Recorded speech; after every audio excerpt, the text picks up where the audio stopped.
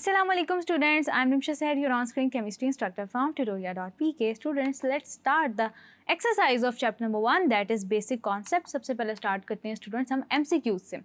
MCQ number 1 है students, isotopes differ in their properties which depend upon mass, arrangement of electrons in orbitals, chemical properties, the extent to which they may be affected in the electromagnetic field. तो students आपके पास जो precise सबसे जो best option है यहाँ पे वो ए है, क्योंकि स्टूडेंट्स आपके पास जो नंबर ऑफ न्यूट्रॉन्स होते हैं उनकी वजह से एटॉमिक मैस में डिफरेंस आता है, क्योंकि नंबर ऑफ न्यूट्रॉन्स डिफरेंट होते हैं एटॉमिक मैसेज में आपकी आइसोटोप से रिलेटेड. तो स्टूडेंट्स आपके पास जो properties which depend upon mass यानी कि जो फिजिकल प्रॉपर्टीज़ होती हैं डिफरेंस उन्हीं में आता है. Select the most suitable answer from the given ones in each question. Isotope with even atomic masses are comparatively abundant. Isotopes with odd atomic masses are comparatively abundant. Isotopes with even atomic masses and even atomic numbers are comparatively abundant. D है isotopes with even atomic masses and odd atomic numbers are comparatively abundant. तो students आपकी ये theoretical portion में ये line mentioned है कि isotopes with even atomic masses and even atomic numbers are comparatively abundant. आगे चलते हैं स्टूडेंट्स, आपके पास क्वेश्चन नंबर 3 है. Many elements have fractional atomic masses. This is because the mass of an atom itself is fractional. The atomic masses are average masses of isobars. Atomic masses are average masses of isotopes. Atomic masses are average masses of isotopes proportional to their relative abundance. यानी कि students आपके पास उनकी relative abundance पे ये depend कर रहा होता है कि एवरेज atomic masses कैसे होंगे. That is why we have fractional atomic masses. तो it's D. The mass of 1 mole of electron is 0.55 milligrams. तो स्टूडेंट्स यहाँ पे हम कैसे कैलकुलेशन कर रहे होते हैं, मैं आपको थोड़ी सी उसकी हाईलाइट दे देती हूँ. तो स्टूडेंट्स आपके पास आपको पता है कि मैस कितना होता है इलेक्ट्रॉन का. इलेक्ट्रॉन का मैस होता है आपके पास 9.105 into 10⁻⁻31. Mass of electron 9.1095 into 10⁻31 grams. तो स्टूडेंट्स आप क्या करते हैं, उसको मिलीग्राम्स में कन्वर्ट करते हैं. देन आप जो कैलकुलेशन करते हैं स्टूडेंट्स वो आप एवोगैड्रोस नंबर ऑफ पार्टिकल से कर रहे होते हैं, जो कि आपके पास होती है 6.023 into 10⁻23. Then students we have the value of about 0.55 milligram. अब स्टूडेंट्स यहाँ पे आप एक और बात याद रखेंगे कि आपके पास जो 1 किलोग्राम होता है, क्योंकि आपने किलोग्राम्स को कन्वर्ट करना होता है आगे से ग्राम्स के अंदर, तो स्टूडेंट्स आप याद रखेंगे कि आपके पास जो 1 किलोग्राम होता है वो आपके पास होता है तकरीबन 10⁻6 मिलीग्राम्स के इक्वल, जिसके थ्रू आप कैलकुलेशंस कर सकते हैं. आगे स्टूडेंट्स चलते हैं, आपके पास क्वेश्चन नंबर 5 है. 27 gram of aluminium will react completely with how much mass of oxygen to produce aluminium oxide. तो स्टूडेंट्स यहाँ पे मैं आपके लिए इक्वेशन लिख लेती हूँ. एल्यूमिनियम के 4 मोल्स स्टूडेंट्स रिएक्ट कर रहे होते हैं 3 मोल्स ऑफ ऑक्सीजन से और जनरेट कर रहे होते हैं 2 मोल्स ऑफ एल्यूमिनियम ऑक्साइड.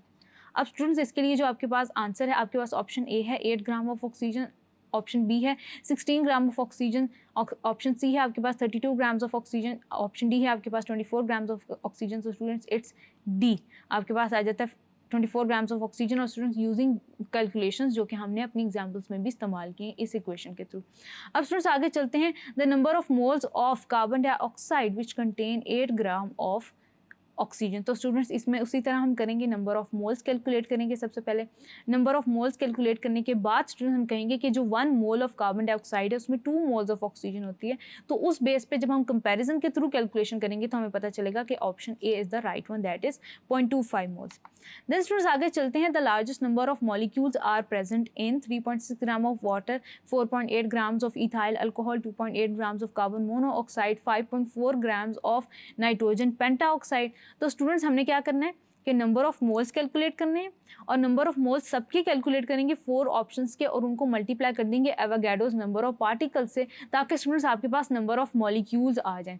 उसके थ्रू स्टूडेंट्स अगर आप देखें तो आपके पास जो ऑप्शन ए होगा it would be the right one, कि आपके पास लार्जेस्ट नंबर ऑफ मॉलिक्यूल्स होंगे इन 3.6 gram of water. 1 mole of sulphur dioxide contains about 6.23 into 10⁻23 atoms of oxygen, 18.1 into 10⁻23 molecules of sulphur dioxide. Avogadro's number of atoms of sulphur 4 gram atoms of sulphur dioxide. तो students आपके पास जो option A है वो भी inappropriate है, क्योंकि आपके पास स्टूडेंट्स जो एटम्स हैं 1 मोल के लिए वो 2 हैं, यानी कि 2 मोल्स इस्तेमाल हो रहे हैं, तो आपके पास ये चीज़ भी नलीफाई हो जाती है। बी में स्टूडेंट्स आपके पास मॉलिक्यूल्स हैं, तो नंबर ऑफ मॉलिक्यूल्स भी इक्वेट नहीं होते। तो स्टूडेंट्स आपके पास जो ऑप्शन नंबर सी है it is the right one, कि इसके अंदर आपके पास एवोगाड्रोस नंबर ऑफ पार्टिकल्स हैं, ऑफ एटम्स हैं सल्फर के।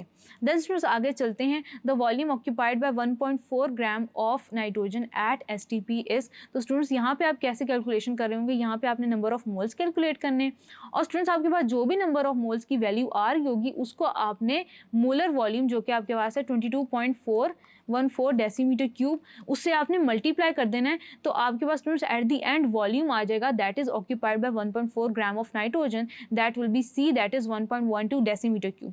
अब स्टूडेंट्स आपके पास MCQ नंबर 10 है, a limiting reactant is the one which is taken is lesser quantity in grams as compared to that of other reactant, is taken in lesser quantity in volume as compared to other reactants, gives the maximum amount of product which is required, gives the minimum amount of product under consideration। तो students आप याद रखेंगे कि आपको जो limiting reactant है वो MCQ number 10 है स्टूडेंट्स आपके पास, a limiting reactant is the one which is taken in lesser quantity in grams as compare to that of other reactants, is taken in lesser quantity in volume as compare to that of other reactants, gives the maximum amount of product which is required, gives the minimum amount of product under concentration. तो students आप याद रखिएगा कि आपके पास option C is the right one, क्योंकि students आपके पास जो लिमिटिंग रिएक्टेंट है वो कंज्यूम हो जाता है, लेकिन आपको जो मैक्सिमम अमाउंट ऑफ प्रोडक्ट है eight the end of the reaction वो दे रहा होता है। आगे चलते हैं स्टूडेंट्स, MCQ के बाद डिस्कस करते हैं फिलिंग द ब्लैंक्स को।